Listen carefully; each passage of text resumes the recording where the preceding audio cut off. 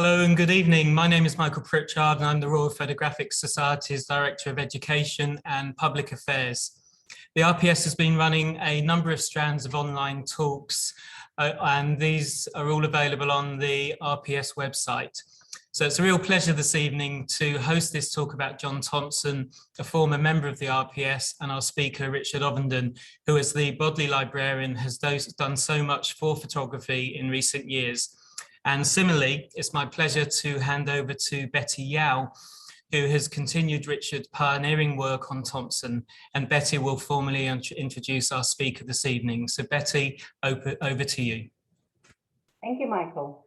I'm delighted to give this introduction on behalf of the John Thomson Commemoration Group.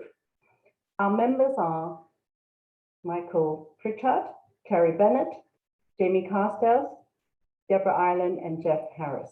We actually came together in 2018 to restore John Thomson's derelict gravestone at Streatham Cemetery in London. And the group stayed together to work on the centenary program. Tonight, we're honored Richard Ovenden OBE is giving this keynote lecture to open the season of John Thomson's centenary event.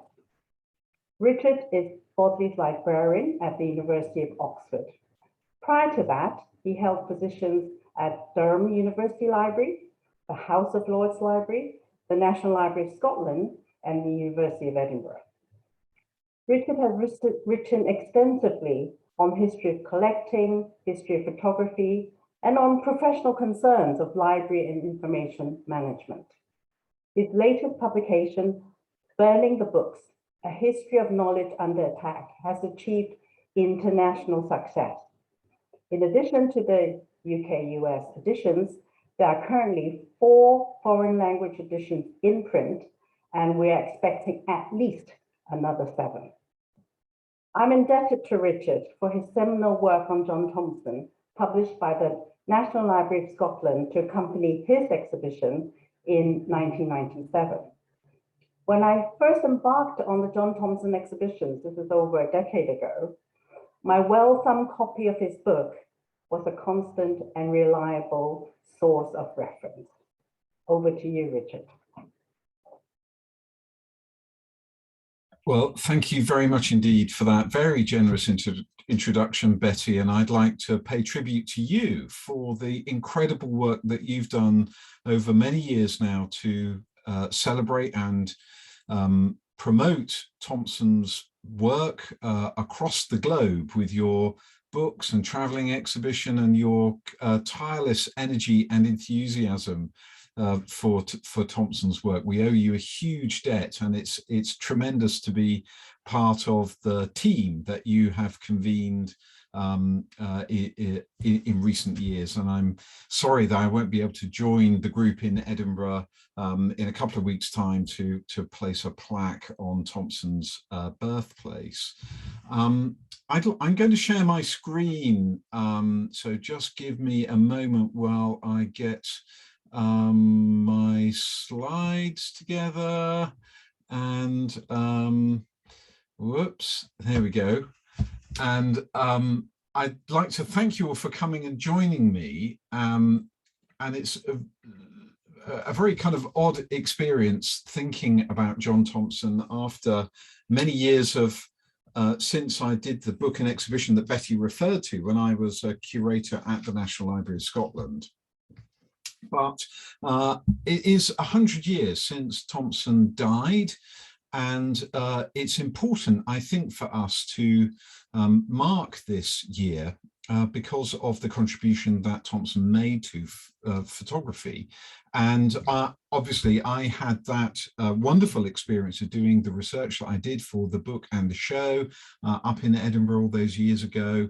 And I thought it might be interesting just to kind of reflect for a moment on what the history of photography has thought of Thompson. And one of the things I didn't do at the time, but perhaps I should have done, was to look at the 3 big shows that mark the 1989 150 years of photography exhibitions. So Tchaikovsky's show at the Met, on the Art of Fixing a Shadow, which is the Art Institute of Chicago and Philadelphia, and then of course the Art of Photography at the Royal Academy, Mike Weaver's wonderful show here.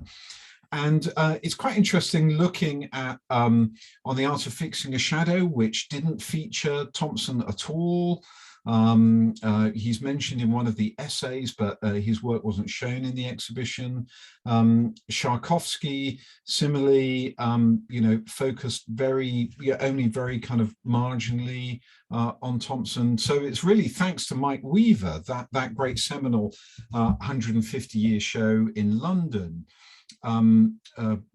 commemorated Thompson. And in fact, it's his China work that Mike chose to draw our attention to.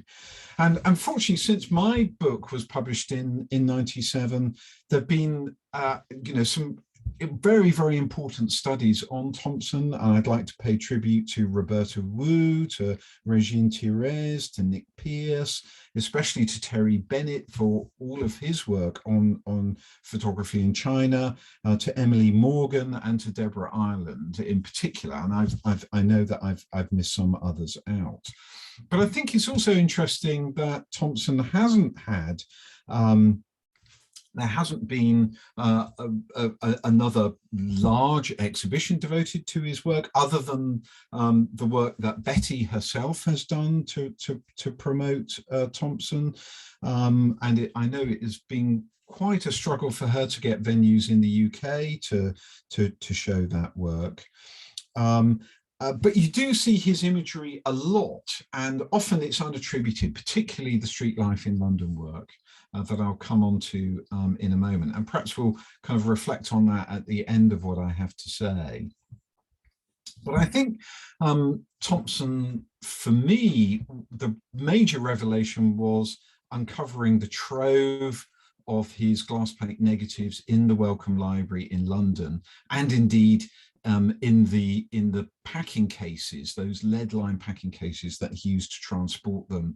And these are a kind of extraordinary, kind of evocative things, because they bear the mark of all of those incredible journeys that Thompson undertook into, around and back from Asia in the 1860s and 1870s.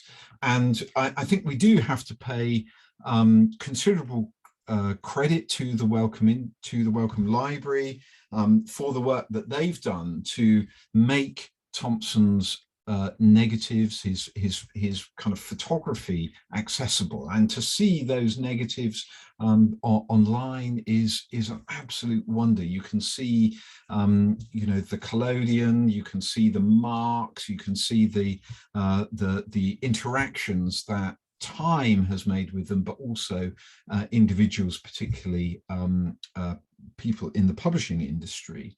And here's the positive image of that negative. And of course, I was able to access the negatives and to make quote unquote modern albumen prints from them. Well, I didn't do it. It was Mike Gray who did all that fabulous work for the show that we did in Edinburgh. And there's a set of the 100 or so prints that we made in the National Library, and a duplicate set in the Wellcome Institute, in the Wellcome Library itself.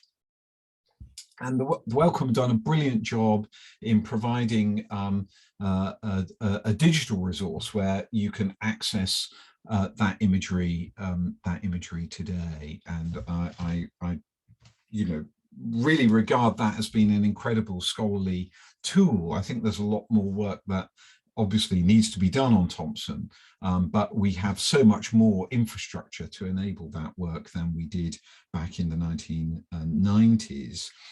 But I think the emphasis that I want to bring in my talk partly is not just on his life and work, but on his engagement with the world of print and with the book.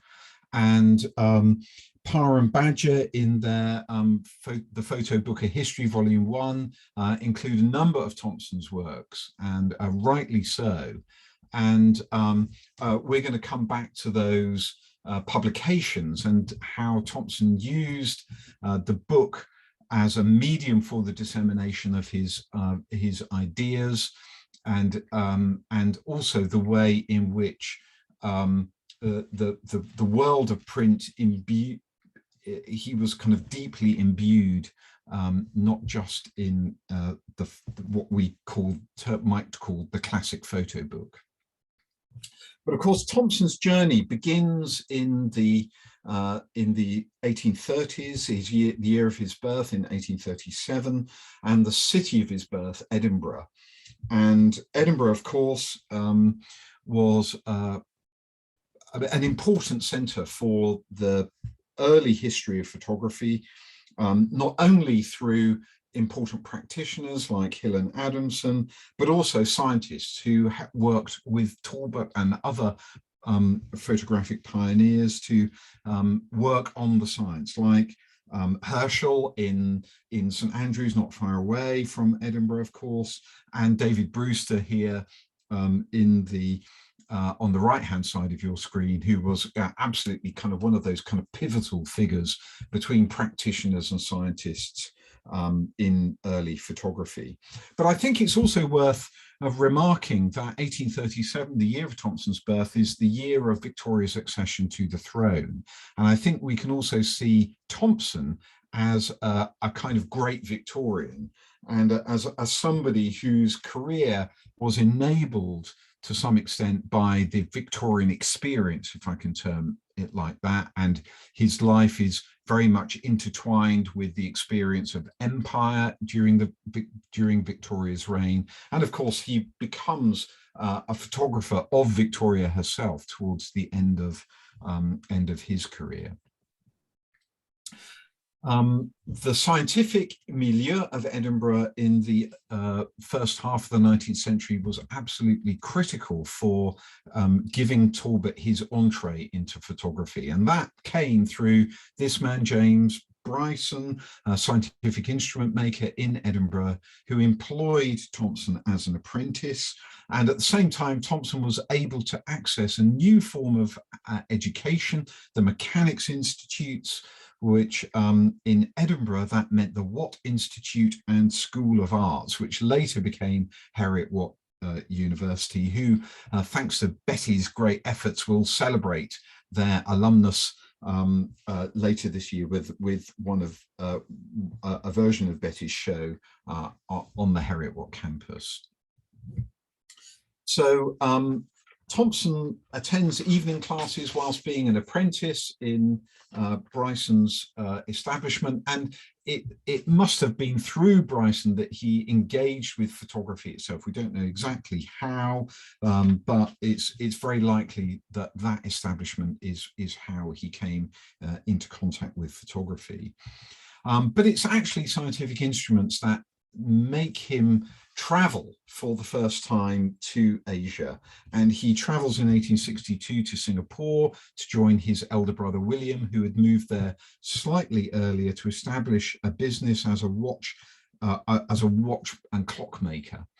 And John Thomson went out to join him at the tender age of 25, and whilst there, and unfortunately, he went during a time of economic slump for Singapore.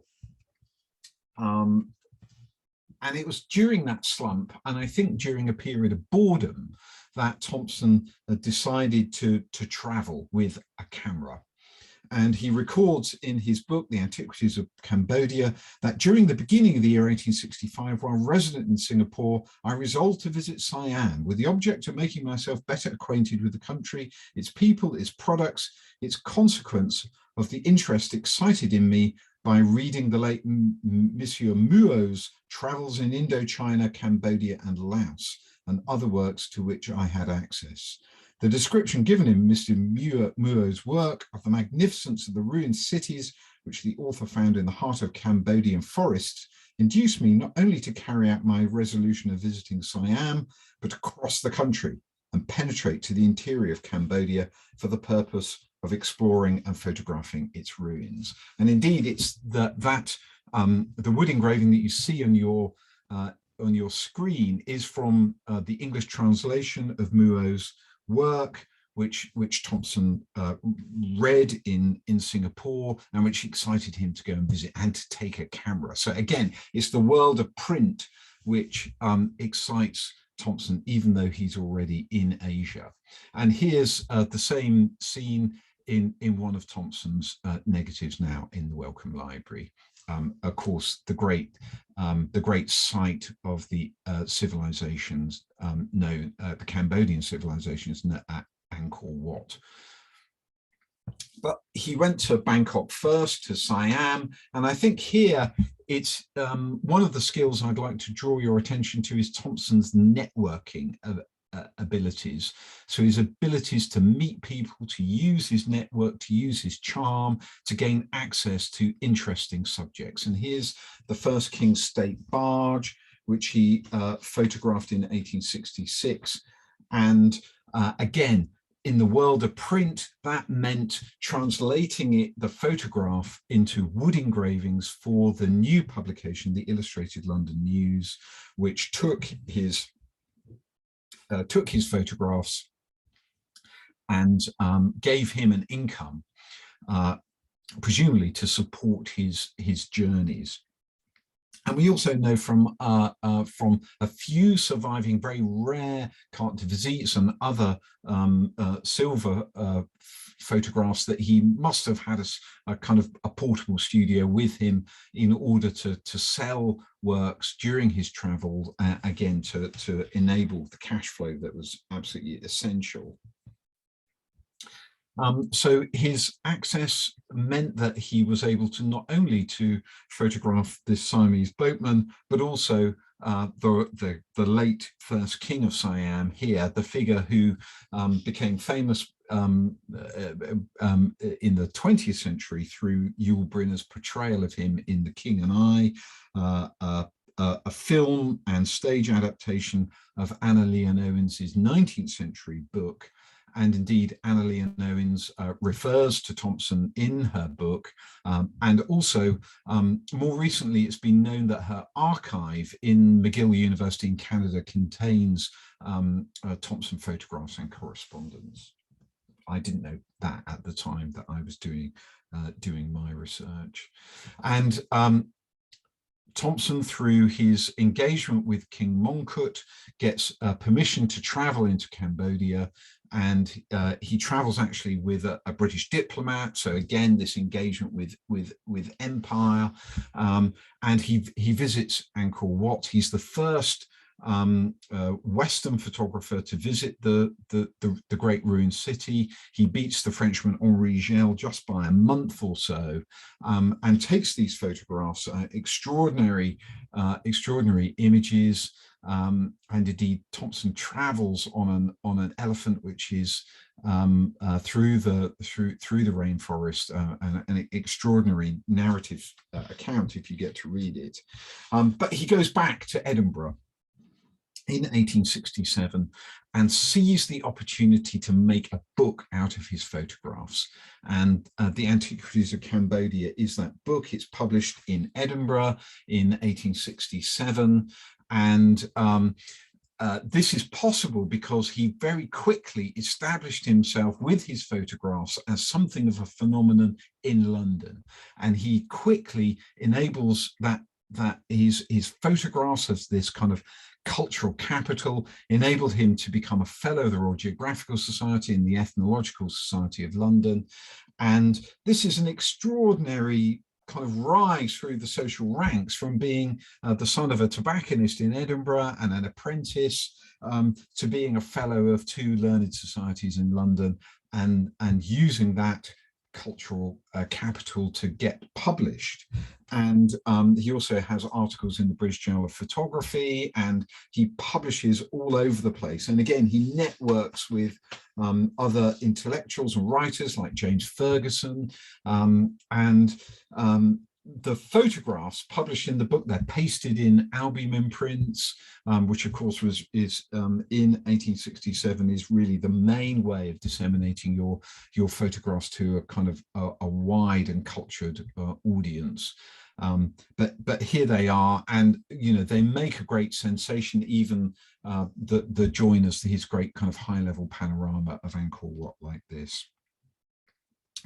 But he has a taste for travel. He has a great interest in Asia, and in late 1867 he returns to Asia and moves his studio from Singapore, which he presumably had decided was not really the place to be, and he goes to the upcoming entrepot and colonial outpost of Hong Kong, only made a British colony 20 years earlier, and he sets up a studio there. And thanks to great work done by Terry Bennett and by Roberta Wu, we have quite a great deal more detail than I was able to uncover about his life and his practice in Hong Kong. We know much more about his competition with other both British and Asian photographers in the city, but also his friendships that he makes there too. And he's really part of a powerful Scottish expatriate community in Hong Kong. And again, the book form is absolutely critical to Thompson's success here. He's there just at the right time. In 1869, he publishes photographs in a book to commemorate the Duke of Edinburgh's visit on HMS Galatea, and again with pasted in albumen prints. But we also know that he's selling prints to again to make a living, to earn a commercial income, and many of those prints can be found in albums particularly by Western visitors who've and those albums have found their way back to important collections in Europe and in North America. This one is from the Bibliothèque Nationale. There aren't as many of these vintage prints in those kind of travelers' albums as you might find with a number of other photographers, like, say, Beato or Francis Frith. And I think that's because he wasn't there long enough to establish himself and to get those entries in the kind of travelers' guidebooks to say, if you want photographs for your portfolios, your albums, go and visit Mr. Thompson. Because his emphasis is on travel, to take more photographs to turn into printed publications. That's what I think is going on here. But, he has great skills in gaining access to scenes of life across Chinese society, and that work enables him to keep publishing. He publishes with Hong Kong photographers like Hong Kong publishers like Nerona and Sons, this very rare book, Views on the North River. We managed to acquire a copy for the Bodley recently, and again pasted in albumen prints, and absolutely fabulous work. Here's one of the negatives for one of the prints that appear in that book. And I think what Thompson is amassing here, and you see it in the negatives in the welcome, is a great visual encyclopedia of China, which he has this kind of voracious appetite for all kinds of scene, from the if you like the social life of his subjects, the Chinese people, also these things like these beautiful portraits here using a stereo camera, as well as his medium and large format cameras, somewhat kind of hackneyed still life scenes, very much I think influenced by Roger Fenton, but also quite difficult subject matter like foot binding, which you can see here, as well as here's a Chinese merchant in Canton, and then there are a number of trips of travels that he takes up river here, up the river to the bridge at Yanshan, which he photographs and gets. There's a very powerful scene in Illustrations of China when he records people on this ancient bridge being really uncomfortable at the idea of being photographed and throw bricks at him, one of which hits the camera and breaks the negative that you can see here in two. And of course, in the collotype in Illustrations of China, that's removed by the skilled collotype printers. So he makes, extraordinary journeys. There are 6 of them in all, not just up the rivers into the interior of China, but to Formosa or Taiwan, to many kind of coastal ports. He goes to Shanghai, and then to Peking, to Beijing itself, and to the Ming tombs outside of the city. He also photographs in 1871, a Manchu bride, and there are a number of scenes surrounding this wedding, which are extraordinary. And in this one, we can actually see some of the kind of portable studio infrastructure which he brings with him or constructs in order to take his photographs again in 1871 in Beijing. And here's some of the Manchu subjects which he photographs in Beijing at the time. Along the way, he amasses photographs on a visit to Fujian, a trading port up the Min River, very much associated with the opium trade and with Jardine Matheson. So there are kind of Western merchants there, and he creates a spectacular book, Fujian, the River Min, only 46 copies of which were produced. I think there are only 6 copies of it known, with which he prints when he comes back to England in 1872. And this is a sensational book. It's absolutely phenomenal. It's really a kind of an album or portfolio.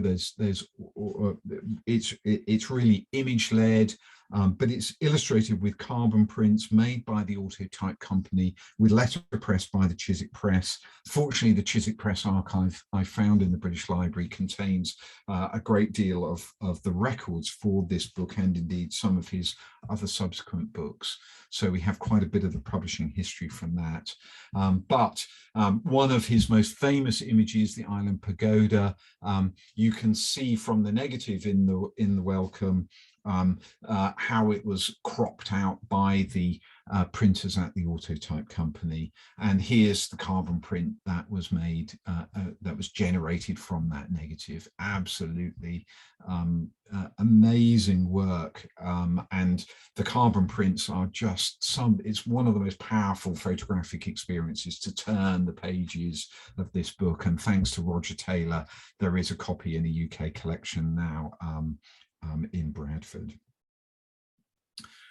So, and here are some of the images from the Fujian book. I think Thompson's reputation to some extent rests not on the Fujian book because it's such a small print run, until recently, very, very hard to find a copy. And I think his reputation really rests on Illustrations of China and its People, published in 1876 and 77. And again, the Publisher's Circular announced it as a magnificent work on China. And it really is, in 4 volumes, a visual encyclopedia of China. There were 600 copies of volumes 1 and 2 published. And it quickly became such a success that volumes 3 and 4 were published in 750 copies at 10 guineas the set. So this is not a cheap book. This is a very expensive publication, and designed for an elite audience. but one which absolutely established Thompson's reputation as one of the great photographers of his time, and one which met the needs and interests of the armchair travelers of Europe and North America. And it used another form of photomechanical reproduction, this time not the carbon print, so not a pigmented process, but the collotype process, a photolithographic process. Thompson himself gives us some indication of what his motivation was here. My design is to present a series of pictures of China and its people, such as shall convey an accurate impression of the country I traversed, as well as of the arts, usages, and manners which will prevail in different parts of the empire. With this intention, I made the camera the constant companion of my wanderings, and to it I'm indebted for the faithful reproduction of the scenes I visited. It is a novel experiment, he writes, to attempt to illustrate a book of travels with photographs a few years back so perishable and so difficult to reproduce. But the art is now so far advanced that we can multiply the copies with the same facility and print them with the same materials as in the case of woodcuts or engravings. I feel somewhat sanguine about the success of the undertaking, and I hope to see the success of the process I've thus adopted by other travellers, for the faithfulness of such pictures affords the nearest approach that can be made toward placing the reader actually before the scene which is represented. So in addition to that kind of pretty standard trope that photography is more truthful than other forms of visual reproduction, I think it's interesting to see Thompson's focus on the permanence of the photomechanical reproductions, in this case the collotypes. So he's lived through the kind of crisis of the silver pasted in print and its the inherent issues around fading that were so preoccupied the Victorian photographic and publishing industries. And we see it throughout his career, that sort of constant interest in innovating in the use of different technologies to reproduce his photographs as they appear in books. So we see that with his engagement with the carbon prints in Fujian, the River Min. So he moves from albumin to carbon to collotype, and will go on to other methods in later books. But the volume's illustration of China and its people is a large format book, and the collotypes are absolutely magnificent. Here's one that he took at the Wushan Gorge, 1,200 miles upriver up the Yangtze. Absolutely incredible.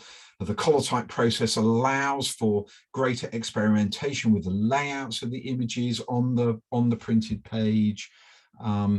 And also allows for these very striking, large format portraits, like the famous one of Prince Kung, which appeared in Mike Weaver's Art of Photography 1989 Royal Academy show. We also see, again, the different experimentations with layout that's so much easier with those photomechanical innovations, but also the kind of, the power of the full page, these full folio page illustrations. But Thompson is commercial photographer. He sees photography as a way of earning a living, and he's experimenting with publishers to find new ways of reaching an audience. And this time he finds a way which is text driven rather than photographic driven, and he moves his imagery from actual photographs as the means of illustration to wood engravings based on his photographs, with his 1875 work, The Straits of Malacca, Indochina and China. And we must also see the great skill of the Victorian wood engraver.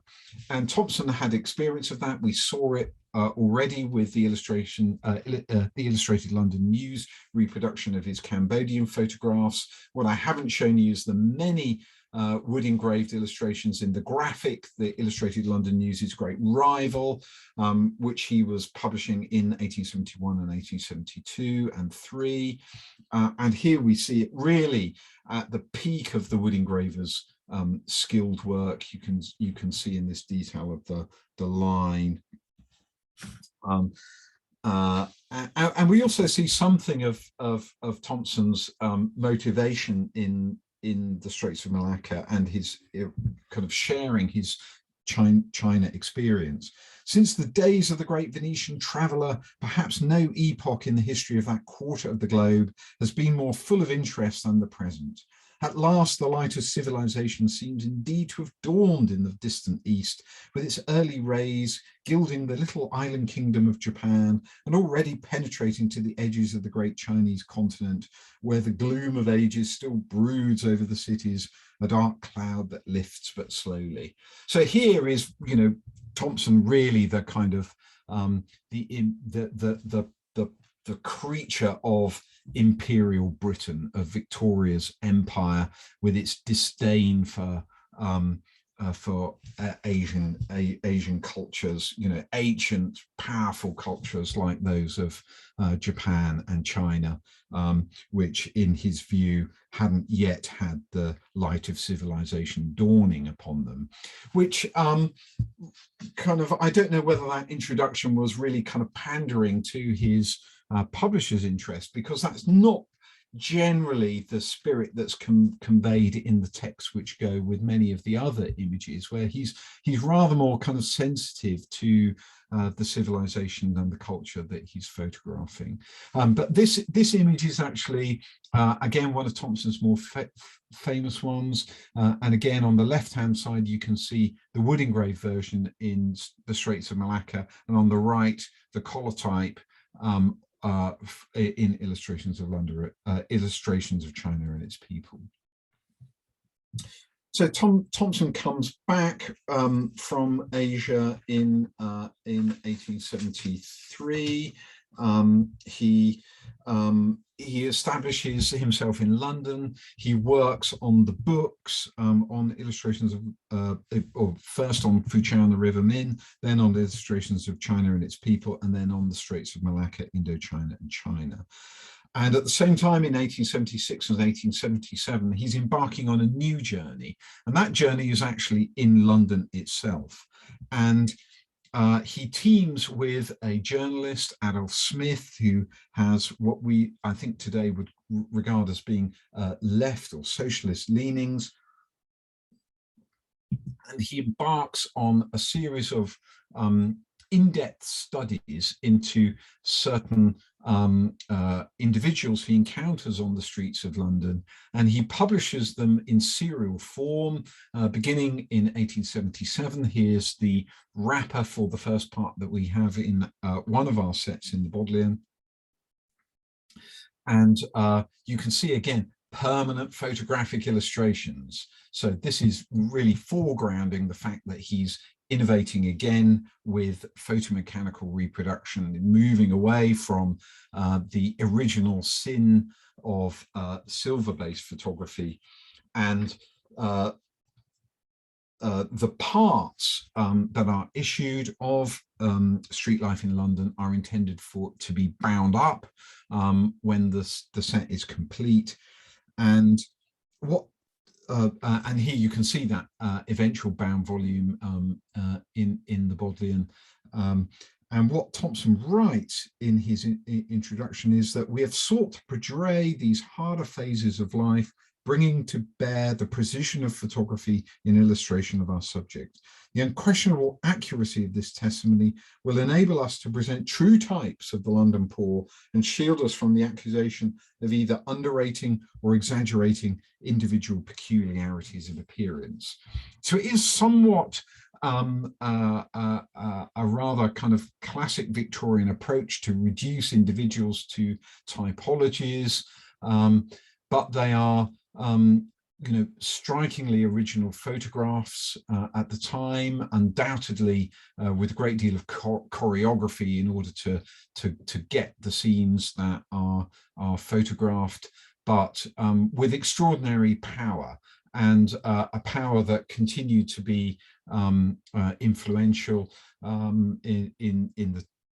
particularly in the latter part of the 20th century, in inspiring other street-based photographers, many of whom refer to Thompson's work as it was reproduced in histories like Gernsheim and Newhall.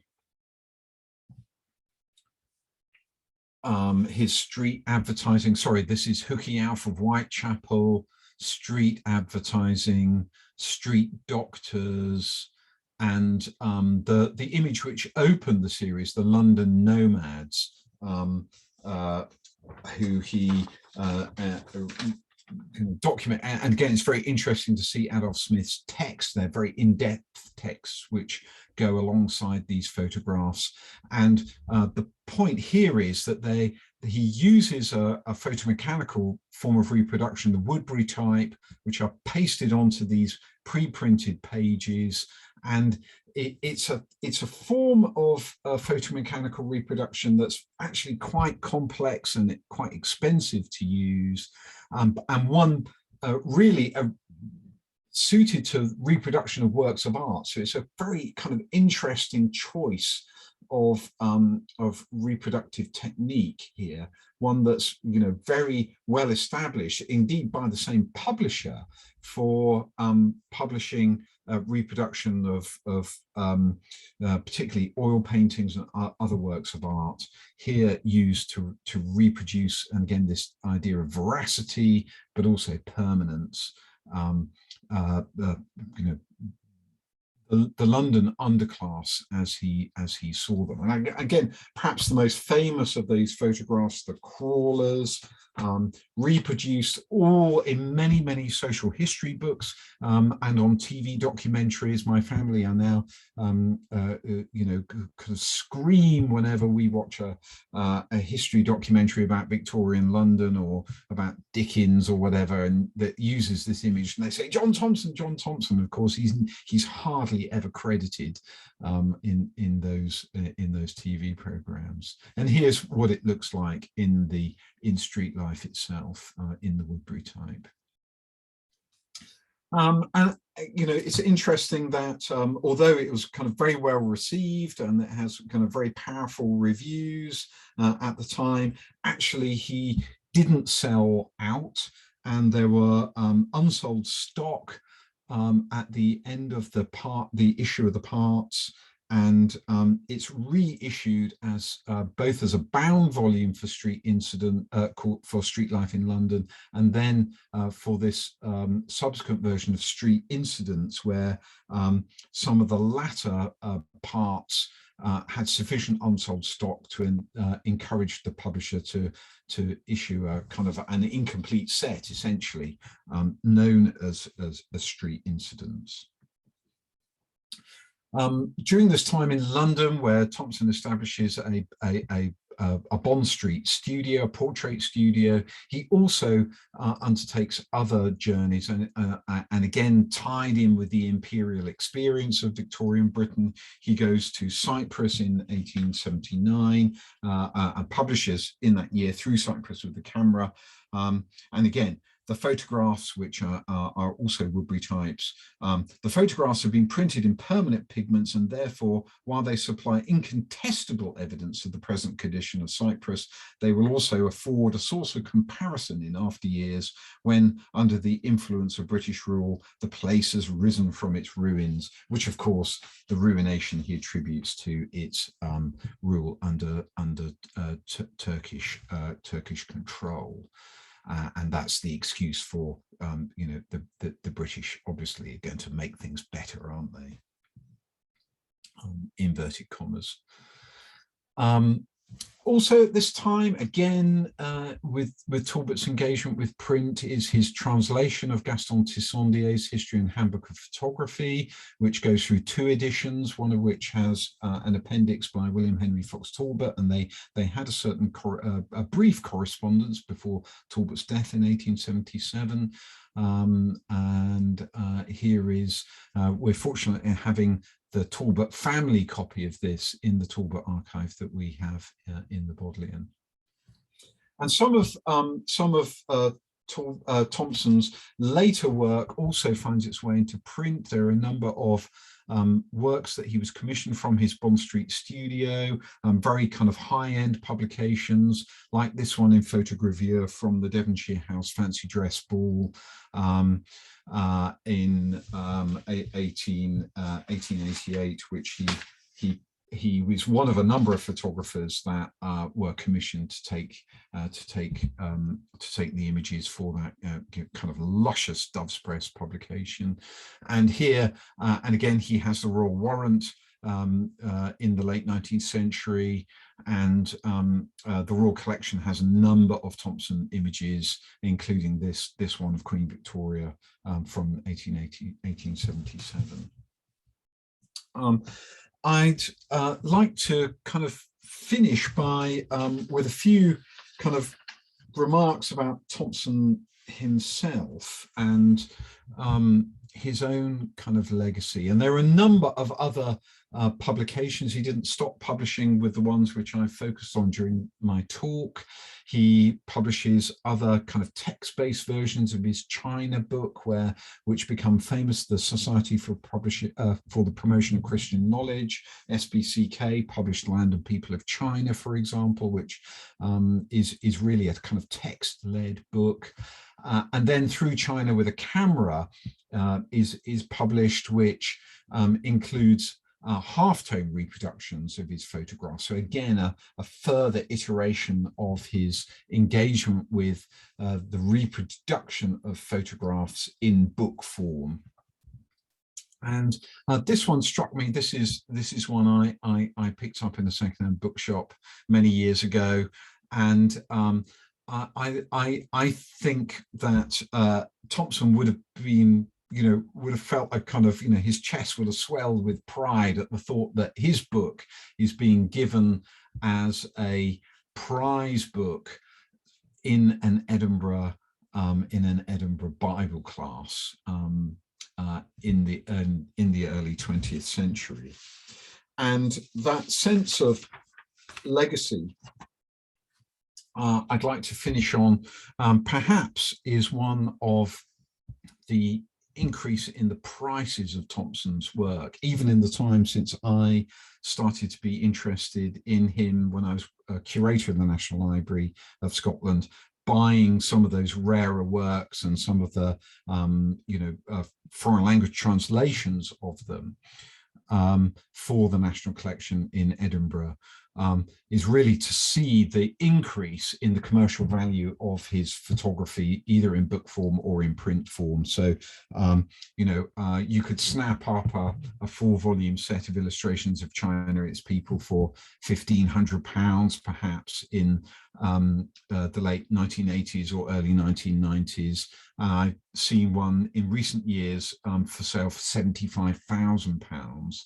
And Fujian and the River Min, again, I don't think it will be many years before that copy exchanges hands for $1 million, because it's nudging in that direction as we speak. And it's extraordinary to see that those commercial prices as a form of recognizing Thompson's talent. I think he was a commercial photographer. He made his living from photography. He worked hard to find a whole variety of avenues to make a living from his photographs. And the book and the world of print was, in my view, the primary means in which he sought to establish his name, his reputation, and his income from photography. And so to see some of those prices fetched today, I'm sure will have given him a great deal of satisfaction, even though it provides a profound challenge for librarians like me trying to build publicly accessible collections of them. So just like to thank you for listening, and delighted to answer any questions if any of you have them. Thank you so much, Richard. That was an absolutely fascinating insight into Thompson's work, and certainly told me more than I'd known before. So thank you for doing that. We do have some questions coming in, and actually, if I could just ask Betty to come back too as well, that'd be great.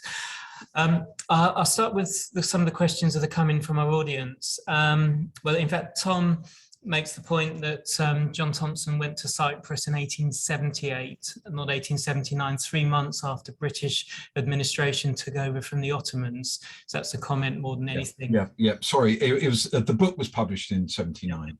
And David wants to know about the extent to which Thompson was involved in the layout design of the books you've discussed here, and who else might have participated in that book design.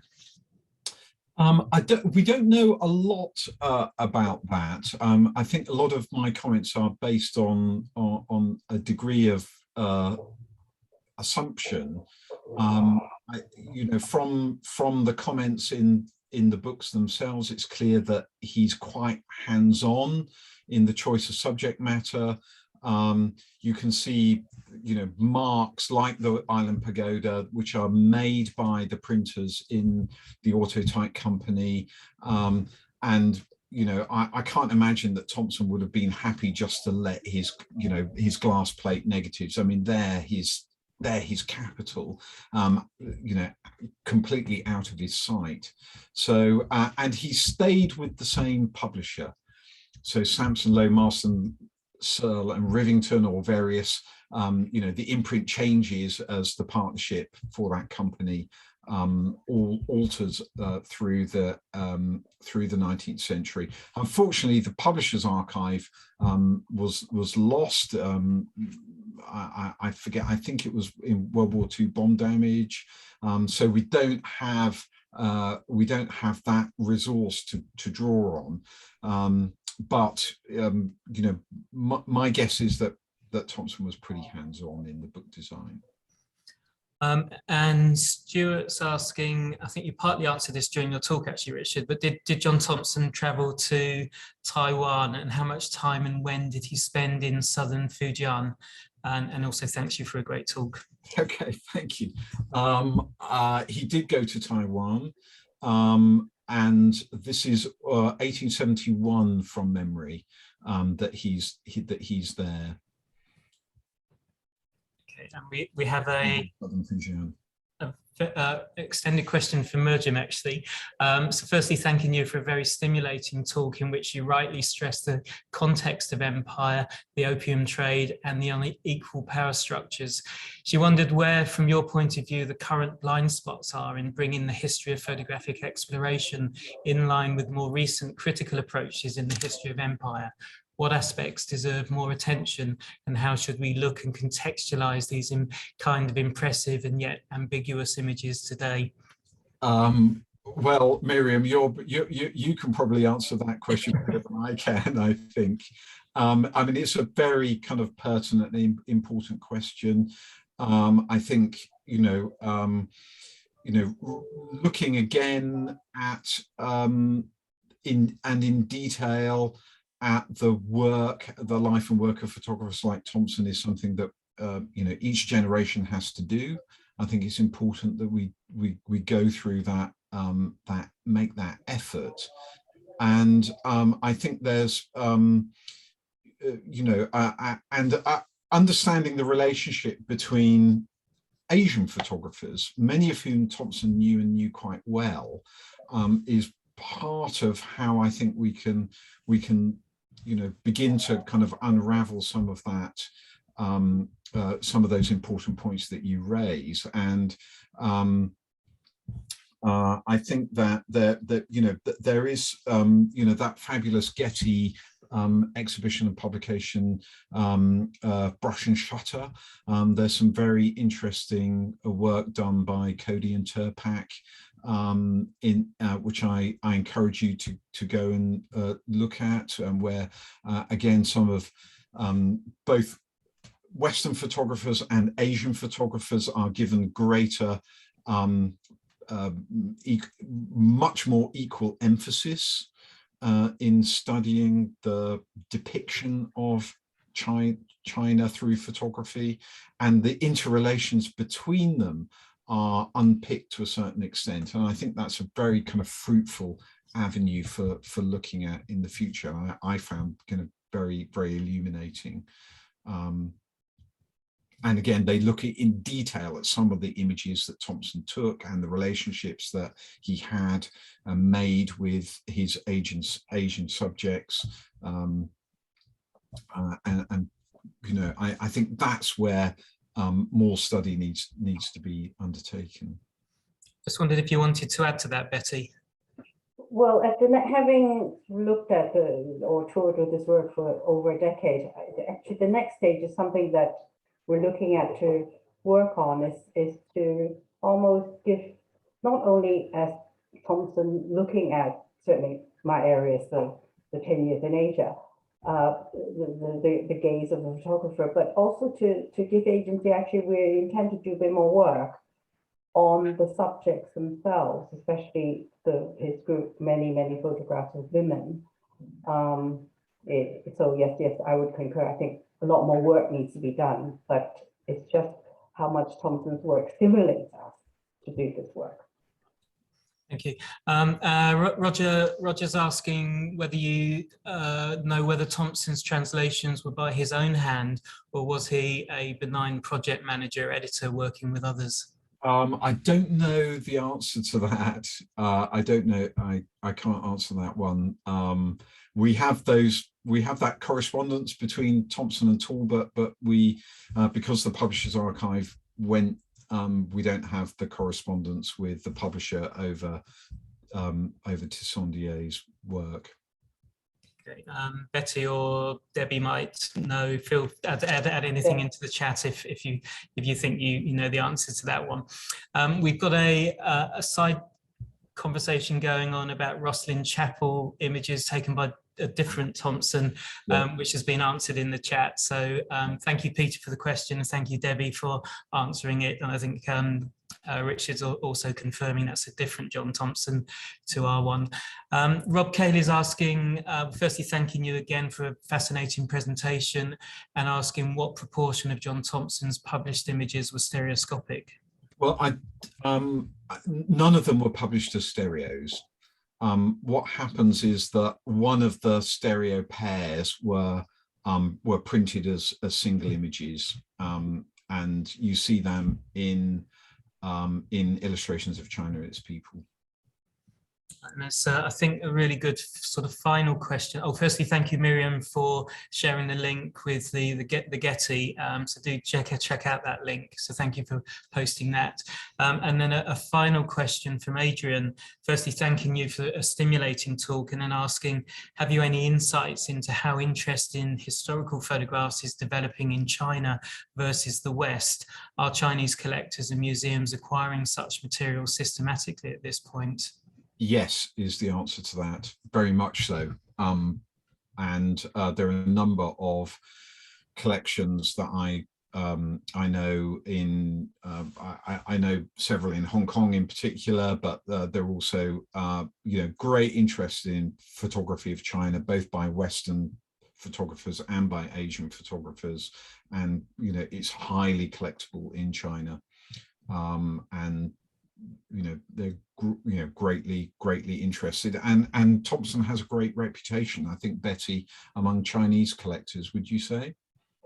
Well, yes, the interesting thing is when I first started, it was just at the cusp, at the beginning, there were interest with a select group of people.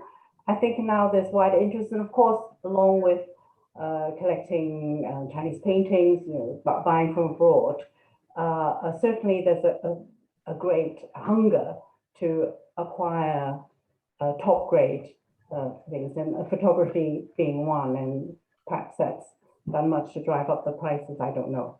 Yeah, I mean, it's quite interesting. Stephen White's collection, which, he produced one of the great books on Thompson in the 1985, I think, that his collection was bought by a Japanese institution, the Tokyo Fuji Art Museum. And I just wonder if he'd published that book and built that collection for sale, kind of 10 years later, and certainly 20 years later, it would have almost certainly have gone to a Chinese private collector or public institution. Yeah, I've noticed also recently Stephen Lonthal's, some of his collection was shown in China as well, in Beijing. Yeah, absolutely. It was very well received. You know, pay great tribute to him and to Stacey Lambro for the work that they've done on Thompson as well.